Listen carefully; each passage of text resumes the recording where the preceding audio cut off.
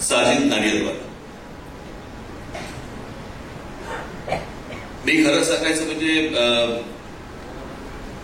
2000 साली मी मुद्दामून आपल्याला ही गोष्ट आज आवर्जून मी सांगणार आहे. 2000 साली ज्यावेळेला मी एका वेगळ्या पक्षात होतो आणि त्यावेळेला मी त्या पक्षामध्ये ज्या काही गोष्टी सगळ्या सुरू होतं राजकारण, त्या सगळ्या गोष्टीला वैतागून कंटाळून मी एक रिव्हर्सचा गिअर टाकला होता आणि मला असं वाटत होतं की नको ते राजकारण, मला जायचंच नाही, तर राजकारणामध्ये पुढे काही करायचंच नाही, मला इच्छाच नाही मला.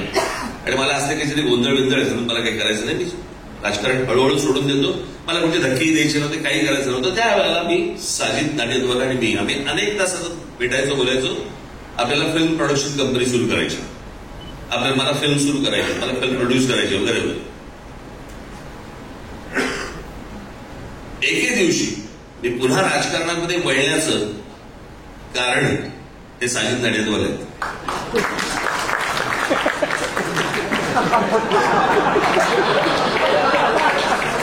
हे एक त्यांचं अंग आहे.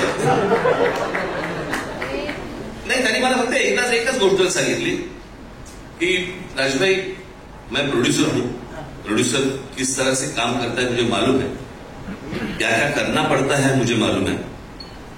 राज ठाकरे प्रोड्यूसर बनके वो सारी चीजें करते हुए मैं देख नहीं पाऊंगा. आप जहां पे हो आप वहां पे रहो, फिल्में तो बनती रहेगी, आगे भी बनाएंगे, अभी भी बनाएंगे. आणि त्याच्यानंतर मग परत मी राजकारणामध्ये इन्व्हॉल्व झालो, परत सगळ्या गोष्टी सुरू झाल्या आणि आज इतक्या वर्षांनी आज एक प्रोडक्शन कंपनी सुरू केली. आणि प्रोडक्शन कंपनी सुरू करताना मला तेजस्विनी पंडित भेटल्या, साजिद नाडियादवाला तर होतेच. आणि या सगळ्या याच्यात मराठी फिल्म, मराठी चित्रपट, उत्तम चित्रपट मराठीमध्ये बनत आहेत.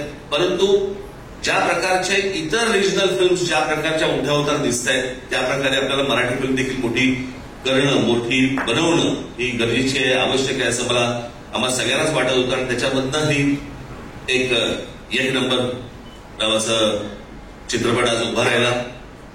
इथे केदार शिंदे आलेत की नाही मला माहिती नाही, आलेत का केदार शिंदे?